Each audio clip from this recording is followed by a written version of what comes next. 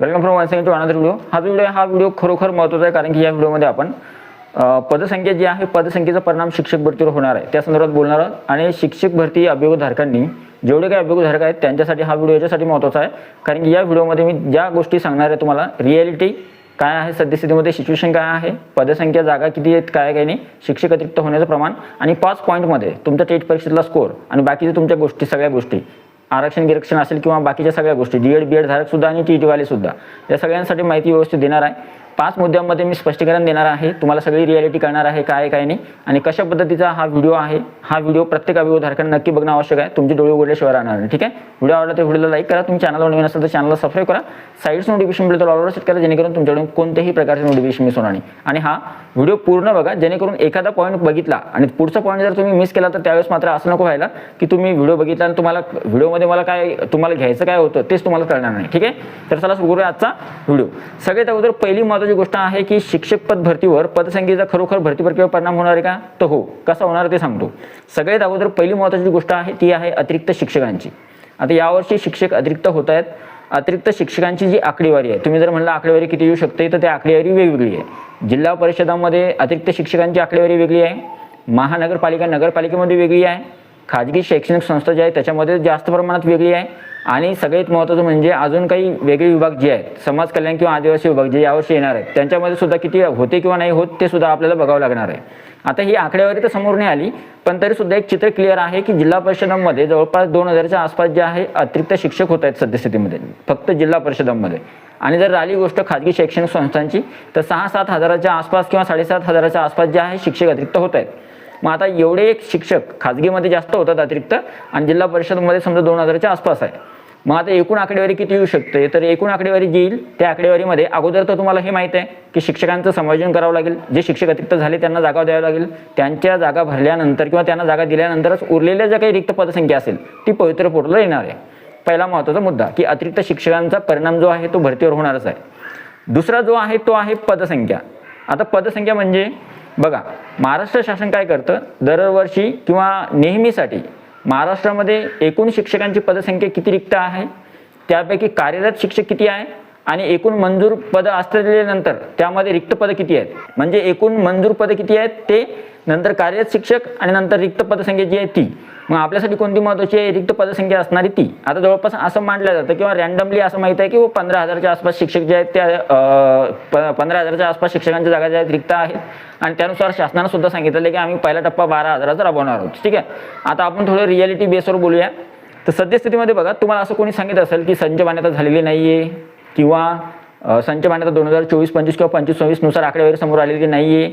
मग ही आकडेवारी कुठून आली किंवा या आकडेवारीमध्ये किती सत्यता आहे किती खोटेपणा आहे, तर तुम्हाला सांगतो मी, प्रत्येक जिल्ह्यामध्ये हे प्रत्येकाला माहीत आहे. आर टी नुसार माहिती मागवली किंवा नवीन संच मान्यता असेल तर प्रत्येक जिल्ह्यामध्ये किती शिक्षक अतिरिक्त होत आहेत, किती शिक्षक अतिरिक्त होत नाही आहेत, किती जागा रिक्त आहे, किती जागा रिक्त नाही आहे, कोणत्या विषयाच्या आहे कोणत्या विषयाचं नाही, हे सद्यस्थितीमध्ये सुद्धा आपल्याला माहीत होतं प्रत्येक जिल्ह्याची जर आपण आकडेवारीनुसार घेतली तर.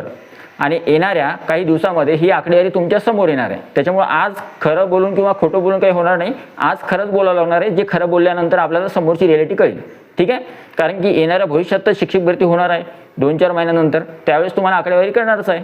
मग तीच तुम्हाला गोष्ट रिअलमध्ये मी आता सांगतोय की सद्यस्थितीमध्ये जी काही पदसंख्या असणार आहे ती पदसंख्या शिक्षक अतिरिक्त झाल्यानंतर त्यांच्या जागा भरल्यानंतर जी काही रिक्त पदसंख्या उरेल ती रिक्त पदसंख्या जी आहे पवित्र पोर्टलवर येईल.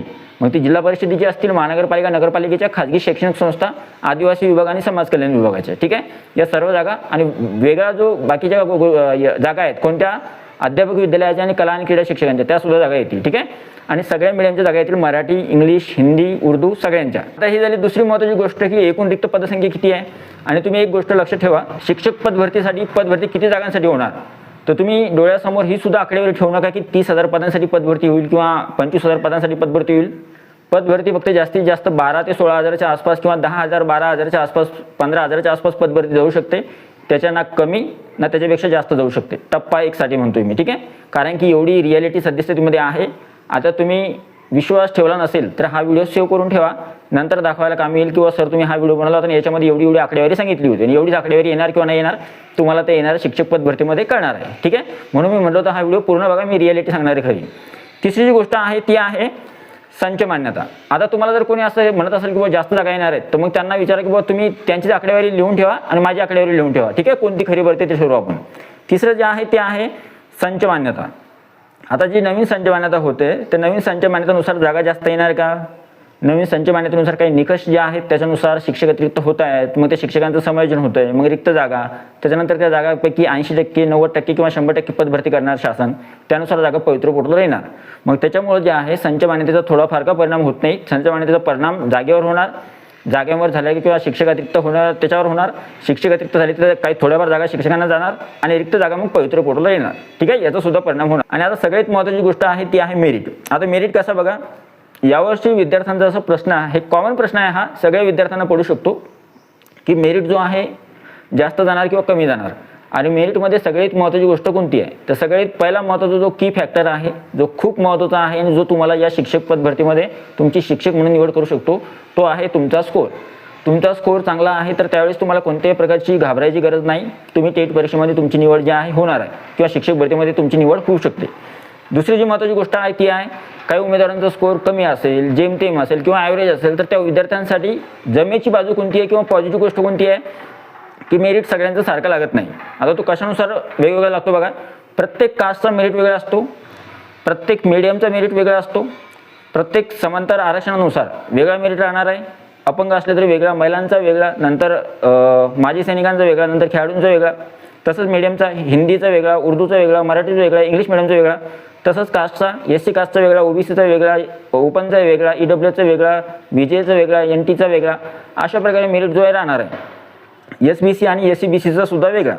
आता वर्गानुसार सुद्धा मेरिट वेगळा असतो. वर्ग 1 ते 5चा वेगळा राहणार, लँग्वेजचा, ऑल सब्जेक्टचा किंवा बाकीचा. वर्ग 6 ते 8चा मॅथ्स, सायन्स, सोशल सायन्सचा वेगवेगळा लागणार. 9 ते 10चा सुद्धा तसंच होणार. 11वी 12वीचा सुद्धा सब्जेक्टनुसार मेरिट वेगवेगळं लागणार.